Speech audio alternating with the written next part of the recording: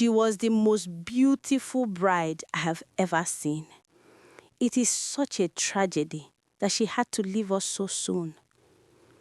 The voice hit me before the flowers did. White lilies, long-stemmed roses, candles burning slow and soft like a Sunday prayer. The hall smelled of grief and expensive perfume, and something else I could not name, something that made my stomach turn before my mind understood why. People sat in rows, shoulders bent, dabbing their eyes with folded tissue, fanning themselves with printed programs. A large banner hung at the entrance, black and gold letters, a photograph I recognized immediately. My own face smiled back at me from that banner. I stopped walking. My hand was still on the doorframe. The afternoon sun was warm on my back. Inside, the air conditioning was running and the room was full, and every single person in that room believed I was dead. The crying stopped first. One woman near the aisle looked up for no reason that anyone could explain, the way people sometimes look up when something shifts in the atmosphere, when the air changes, when God is doing something that human eyes were not built to see. She looked up and she saw me standing there, and the sound she made was not a scream. It was something quieter than a scream and far more terrifying. It came from a place below language, below thought. It was the sound a person makes when the world suddenly refuses to make sense. Her neighbor turned to see what she was staring at. Then the row behind her, then the row behind that. The turning spread through the hall the way a wave spreads from a single stone dropped in still water. Slow at first, then faster, then all at once. Someone dropped a Bible. A small child near the front pointed at me and said, "Mommy, that is the woman in the picture."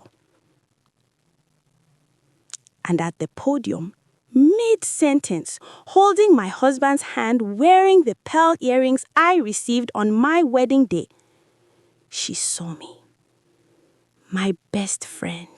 The one who signed my death certificate, the one who forgot I never actually died. Before we dive in, do something small for me. Drop your city in the comments. I read every one and it blows my mind how far these stories travel. While at it, please tap that like button and subscribe. New videos drop every week, and trust me, you don't want to miss what's coming. These aren't just stories for fun. They show how real people think, real choices, real actions, hidden pain. And who knows? Your comment might be the exact thing someone scrolling needs to feel less alone.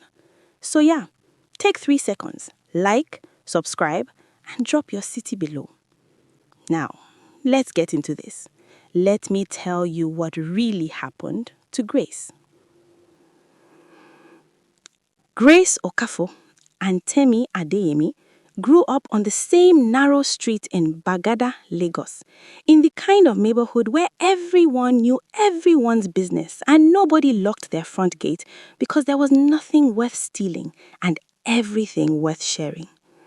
Their mothers were friends first, then their fathers became friends, and so by the time Grace and Temi were old enough to toddle outside and find each other in the compound, the friendship was already waiting for them like something that had been arranged long before either of them arrived. Grace was the steady one, quiet, observant, the kind of child who finished her homework before playing and returned borrowed things before being asked. She was not boring. She laughed easily and deeply and had a sharpness to her that surprised people who mistook her softness for weakness. She simply moved through the world with intention. She did not chase things, she built them. Temi was everything Grace was not, in the best way possible, or so Grace always believed. Temi was electric. She entered a room and the temperature changed. She talked with her whole body, arms sweeping, eyes wide, voice rising and falling like music. She wanted things loudly and pursued them without shame. As children, that quality was charming. As adults, it became something else. But Grace would not understand that until it was almost too late. They grew up together the way vines grow on the same wall, sharing textbooks, sharing secrets, sharing the single pair of good shoes between them when they both needed to attend the same important occasion. When Temi failed her WAEC mathematics, Grace tutored her every evening for a full month until she passed. When Grace's father lost his job and the family could not pay her university fees, Temi sold her gold chain, the one her grandmother had given her, without telling anyone, and gave Grace the money. That was the Temi that Grace knew and loved.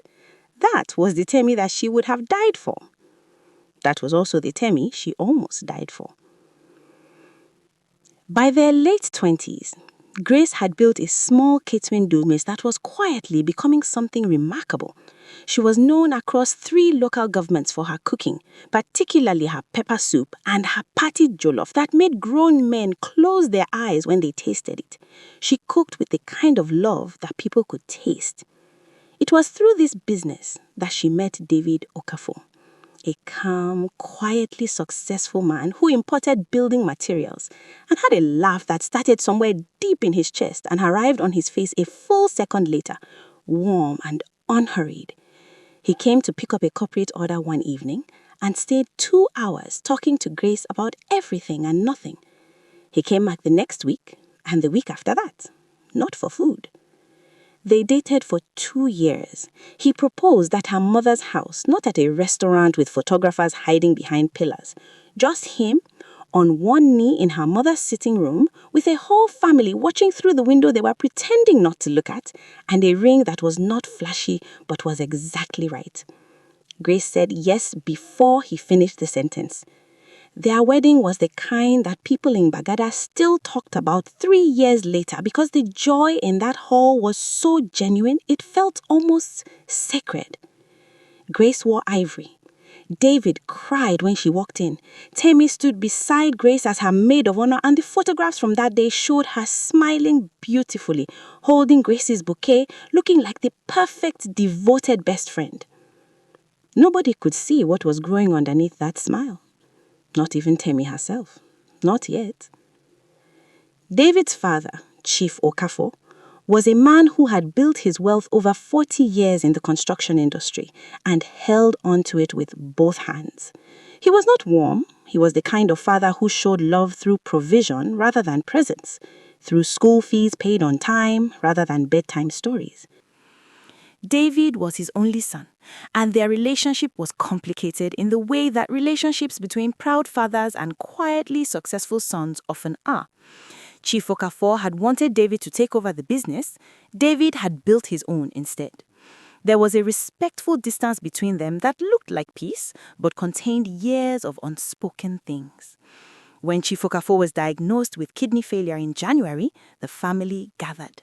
When he died in March, quietly, in a private hospital in Ikoyi, with David holding one hand and a lawyer holding a sealed envelope in the corridor, the inheritance question became immediate and unavoidable. The will was read 11 days after the burial. Grace and David sat together in the lawyer's office on a Tuesday morning. Temi was not there. She had no reason to be, but Grace told her about it that same evening, over the phone, the way she told Temi everything, openly, trustingly, without measuring what she shared or how much. 200 million naira, Grace said, and the property in Lekki. David is in shock. Honestly, I am in shock too. There was a pause on the other end of the phone. 200 million, Temi repeated slowly. Her voice was careful in a way Grace did not notice. But there is a condition, Grace continued. The lawyer said Chief Okafor added a clause. The inheritance can only be transferred to David if his wife is living. It is his father's way of protecting the family, making sure the money stays with the household. If David is widowed at the time of transfer, the money goes to a charity trust instead. Another pause. So the money is safe as long as you are alive, Temi said. Yes, Grace laughed softly, which should not be a problem. I am 29 and perfectly healthy. Of course, Temi said. Of course it is not a problem. She said goodnight warmly. She asked Grace to greet David. She said she would come and visit that weekend. She did not come that weekend, but something in her had already started moving quietly in a direction Grace would never have imagined in 1,000 years. What Grace did not know, what she had no way of knowing, was that Temi's life behind the surface had been falling apart for 2 years. The boutique she had opened with her savings had closed. The man she had been dating, a married man she had convinced herself would eventually choose her, had chosen his wife instead. Publicly and finally, at a family introduction that Temi was not invited to, but heard about from 3 different people in the same week. Her rent was 6 months overdue. She had been borrowing from a cooperative society and could no longer meet the monthly repayments. She had been smiling through it all, performing wellness on social media, showing up to Grace's house in good clothes with her head held high, because Temi had always believed that if you looked like you were winning, the winning would eventually follow. It had not followed. And now, Grace, quiet, steady, unassuming Grace, who never wanted much and somehow had received everything. Grace had 200 million naira sitting between her and her husband simply because she was alive. Temi lay in her dark apartment that Tuesday night after the phone call and stared at her ceiling and felt something moving inside her chest. She tried to name it and couldn't. It was not hatred. She did not hate Grace. It was something more desperate than hatred and more dangerous than envy. It was the feeling of a woman who believed that time was running out, that life was passing her, that she had played fairly for too long and had nothing to show for it. By morning, she had made a decision she would never be able to unmake. She knew a man. Everyone in Lagos knows a man who knows a man. This particular man was a doctor, a general practitioner who worked in a small private clinic in Soruroji and who had, on 2 known occasions that Temi was aware of through mutual acquaintances, produced documentation for situations that required a certain creative flexibility with the truth. Medical reports, certificates, the kind of paperwork that could change a person's status on paper without changing anything in the physical world. She met him on a Wednesday evening at a suya spot in Mushini, away from anyone who might recognize either of them. She told him what she needed. A death certificate, properly formatted, convincing, with the right stamps, the right signatures, the right hospital letterhead. She told him the name of the deceased. The doctor looked at her for a long time. "You are talking about a living person," he said quietly. "I am talking about paperwork," Temi said. He named his price. It was significant. Temi negotiated him down slightly and agreed. She paid half in cash from a loan she had taken 2 days before, telling the lender she needed money for a family emergency, which was true in a way she could not explain to anyone. What Temi did not know, what she could not have known, was that Dr. Emeka Obi was Grace's mother's younger brother's oldest son, Grace's second cousin, a man who had attended Grace's wedding, who had danced at the reception, who had taken a photograph with Grace and David that still sat in a small frame on Grace's mother's shelf. The doctor took Temi's money, and then he drove to Grace's mother's house. Grace was staying with her aunt in Ibejuleki at the time, recovering from what she had been told was a severe reaction to something she had eaten at a client's event. Extreme fatigue, dizziness, vomiting that lasted 3 days. She had not connected it to Temi. She had not connected it to anything. She was simply ill and resting and expected to return home to David by the end of the week. Her mother arrived at the aunt's house at 7 in the morning with Dr. Emeka, and what they told Grace in the small guest room with the louvered windows and the ceiling fan turning slowly overhead changed everything. Someone had paid for her death certificate. The document already existed. It had been filed with a hospital administrator who had been bribed separately, as far as official records now concerned, in one fraudulent but potentially convincing paper trail. Grace Okafor had died 4 days ago from complications following food poisoning. Grace sat on the edge of the bed and did not speak for a very long time. "Who?" she finally asked. Her voice was completely level. Dr. Emeka could not tell her. Client confidentiality was the reason he gave, but the truth was simpler. He was afraid. What he could tell her was everything else: the plan, the timing, the money, the inheritance clause that the person had referenced during their conversation. Only 3 people had known about the inheritance clause in detail: David, the lawyer, and the person Grace had called on the phone that same evening, openly, trustingly, without measuring what she shared or how much. Grace did not cry. She sat with it for a full day. Then she made a decision that would require more patience and more courage than anything she had ever done in her life. She would not go home. She would not call David. She would not announce that she was alive. She would stay hidden, recover fully, gather everything she needed, and she would wait. She had been declared dead. She would use that. Tami moved with a precision that frightened even herself in the weeks that followed. She visited David 3 days after Grace's supposed death, arriving with food and a gentle expression and the body language of a woman who was devastated but determined to be strong for the people she loved. David was destroyed. He sat in his living room and stared at the wall and barely spoke. Temi sat beside him and said very little and was simply present, the way a good friend is present, the way Grace would have been present for David if their positions had been reversed. She began visiting every other day. Then every day, she brought food that David did not ask for and handled phone calls that needed to be made and quietly and carefully positioned herself as indispensable to a man who was too deep in grief to notice that indispensable and dangerous was sometimes the same thing. The inheritance papers were in process. The lawyer had been presented with the death certificate. David, who trusted paperwork like people trust things they do not want to question when they are already suffering, had not yet verified anything beyond what he was shown. The transfer was scheduled to be formally initiated within the week. Temi was running out of time and running out of patience. On a Thursday morning, 11 days after Grace had supposedly died, she arrived at David's house early, before the gate man had fully woken up, wearing a dress Grace would have recognized. Not identical, but close. The same color family, the same quiet elegance that Grace preferred. She had studied Grace for years without realizing she was studying her. She wore Grace's perfume. She wore the pearl earrings that she had quietly removed from Grace's jewelry box during an unsupervised moment in the bedroom 2 weeks before everything began. She sat beside David on the sofa and spoke softly about Grace's memory and about the future and about how Grace would have wanted him to live and to heal and to not be alone. And David, grieving and exhausted and desperately lonely, leaned his head back and closed his eyes and said nothing. Temi believed she was winning.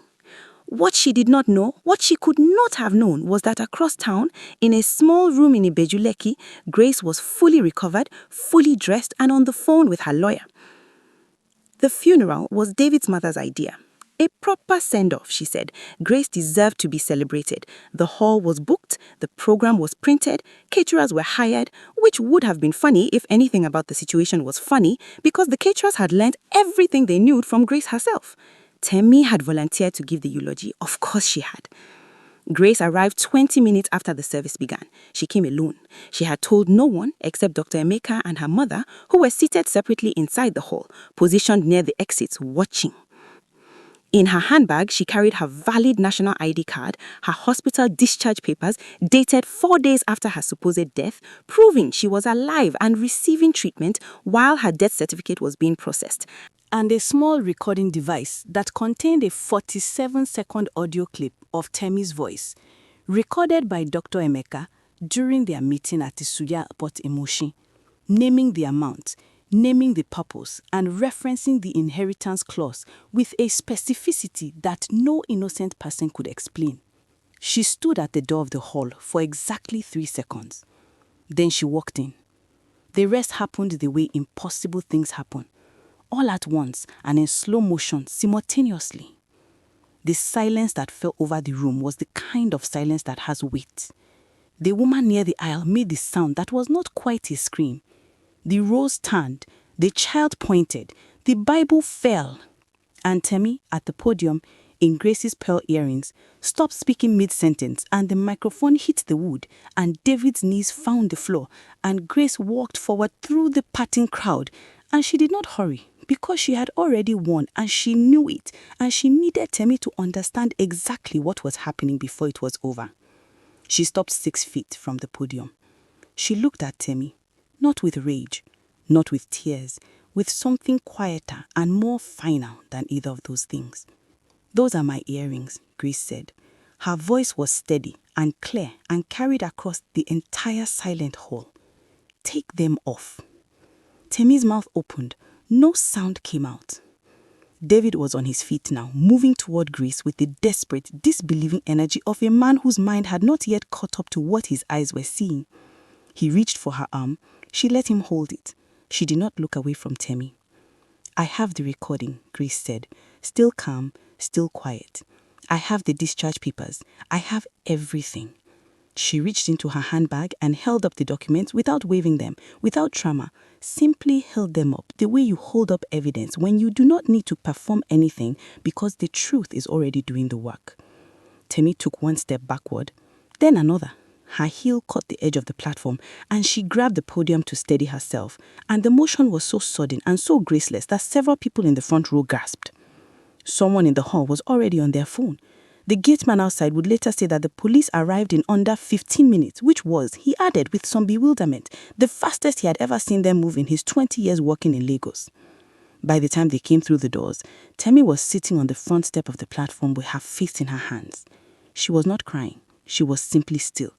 The way a person is still when they have finally run out of road and the running is done. A police officer asked her to stand. She stood. He asked her name. She gave her own name, not Grace's, her own. Because at the very end, even Tami understood that some things cannot be taken, cannot be borrowed, cannot be forged. A name that belongs to someone else will always feel wrong in your mouth. It will always taste like what it is, a lie sitting in the place where a life should be. The pearl earrings were still in her ears when they walked her out of the hall. Grace turned to David. He was looking at her the way people look at things they thought they had lost, with a kind of grateful terror, the relief so large that it resembles grief. She put her hand on his face. He exhaled the kind of breath a person holds for 3 weeks without knowing it. Outside, through the tall windows of the hall, the afternoon sun was doing what Lagos sun always does, burning bright and indifferent and completely unconcerned with human drama and completely capable of swallowing it whole and moving on. Traffic moved, generators hummed. Somewhere nearby, someone was frying something that smelled extraordinary. Life, persistent and ordinary and irreplaceable, went on. Grace breathed it in. And she decided, sitting in that chair in that hall that had been built to say goodbye to her, that she was not finished, that in fact she had barely begun. Thank you so much for watching. What did you learn from this story? Let me know in the comments below. And I really mean it. What did Grace's story make you think about? About the people closest to you? About what we show the world versus what we carry in private? About the price of envy and the power of patience? Drop it below. I read everything. And if this story moved you even a little, please like, subscribe, and share it with one person who needs to hear it today. New stories drop every week. And what is coming next, trust me, you are not ready. Take care of yourselves. And remember, not every quiet person is losing. Some of them are simply waiting.